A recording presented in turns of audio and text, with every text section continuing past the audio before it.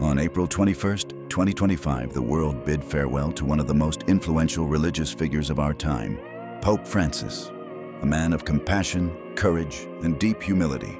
His death at the age of 88 marks the end of a groundbreaking papacy that reshaped the Catholic Church for the modern world.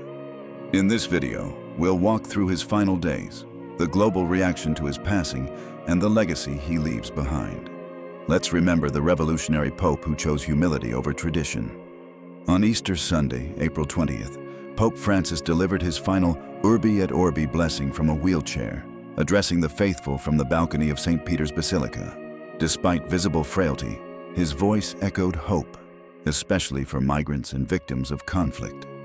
Just a day later, in the quiet of his Vatican residence, Pope Francis suffered a massive stroke, followed by irreversible cardiac arrest. The Holy See confirmed his peaceful passing early Monday morning. The Vatican announced his death with deep sorrow, calling it a return to the house of the Father. News of the Pope's death sent shockwaves across the globe. World leaders, religious communities, and ordinary citizens shared their tributes. President Macron praised him as a global conscience. King Charles reflected emotionally on their final meeting just 12 days before.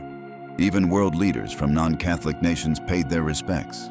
From the favelas of Brazil to refugee camps in Africa, prayers and tears flowed for a pope who truly walked with the people. Born Jorge Mario Bergoglio in Buenos Aires, Argentina, he was the first Latin American and the first Jesuit to be elected pope. From a young age, he embraced simplicity, often riding buses and cooking his own meals. In 2013, the world was stunned when he appeared on the balcony as Pope Francis, choosing the name of St. Francis of Assisi, a sign of his mission to serve the poor, care for creation, and reform the Church. Over his 12-year papacy, Pope Francis was known as a reformer.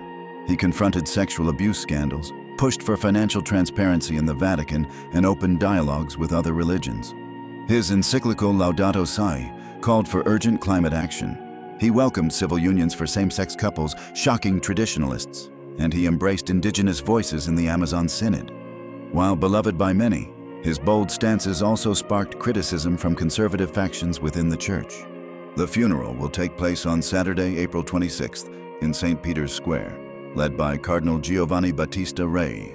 Pope Francis wished to be buried in the Basilica of Santa Maria Maggiore, honoring the Virgin Mary. Over 100,000 mourners are expected to attend, with global dignitaries paying their last respects. Meanwhile, the College of Cardinals prepares for the next conclave. Over 135 cardinals, most appointed by Francis, will gather to elect the next pope. The world watches, wondering who will carry his torch. Pope Francis will be remembered not only as a spiritual leader, but as a global moral voice. He challenged power, embraced humility, and chose love over judgment. In his death, as in his life, he reminds us, greatness lies in serving others. Rest in peace.